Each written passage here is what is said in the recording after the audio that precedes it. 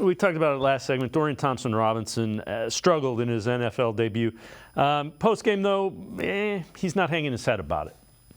I mean, luckily I started as a true freshman at UCLA, and if you guys would have rewatched that season, it looked like how it did today. So this is my first go-around.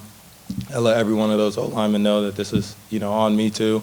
This is not just a O-lineman fault today or a running back or protection or anything. It comes from everybody, receivers, quarterback, everybody involved. So we got to make sure we're on the same page.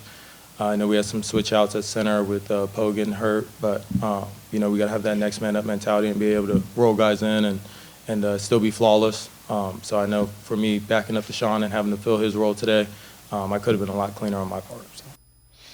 And again, Scott, it's hard to blame a guy. He seems to understand.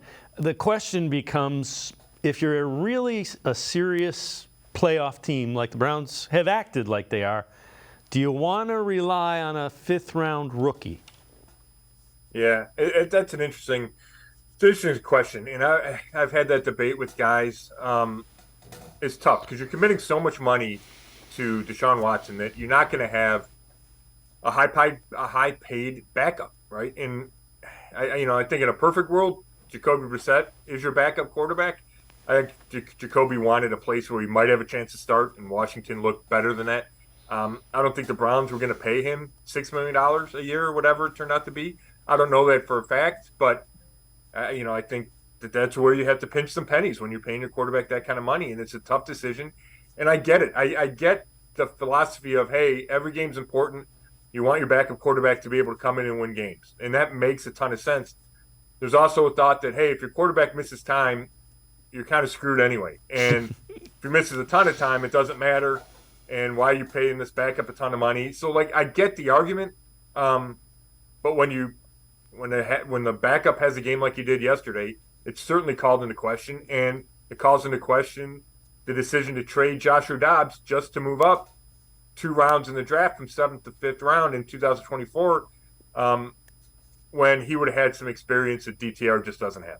Yeah, and I get it. You're looking for that developmental guy, and you may have identified him in DTR. My question is, do you really, in a season where you think you're a legitimate threat in the division, do you want him to have to start a game? I didn't. Yeah. I said it when it was. I'm not second guessing because I said it when they made that move. Yeah, it's certainly a legitimate question. I don't think that was their plan. I know that wasn't their plan. The plan was for DTO to be the third quarterback. And then he played well, really well, in the preseason. Carries himself well, says the right things, smart, has all that experience, started 48 games at UCLA. And Arizona calls, and the Browns say, hey, we'll trade Dobbs. And they thought it was value. I think their belief was, we're not sure that Dobbs is any better than DTR.